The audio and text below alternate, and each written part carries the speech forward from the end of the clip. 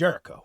The Earth's crust trembled and cracked again and again as its strata settled after the major displacement. Chasms opened up, springs disappeared, and new springs appeared. When the Israelites approached the River Jordan, a slice of one bank fell, blocking the stream long enough for the tribes to cross over. The waters which came down from above stood and rose up upon a heap very far from the city Adam, that is beside Zertan, and those that came down towards the sea of the plain, even the salt sea, failed and were cut off, and the people passed over right against Jericho.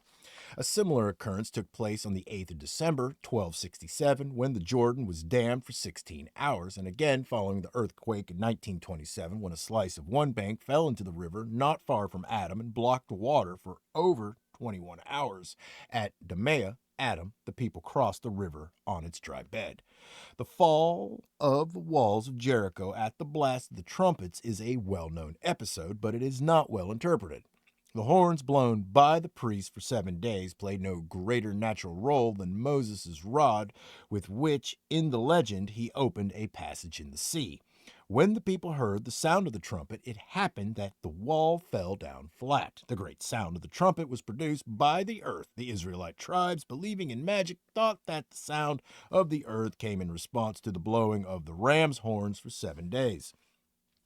The great walls of Jericho, they were 12 feet wide, have been excavated. They were found to have been destroyed by an earthquake. The archaeological evidence has also proved that these walls collapsed at the beginning of the Hyksos period, or shortly after the close of the Middle Kingdom.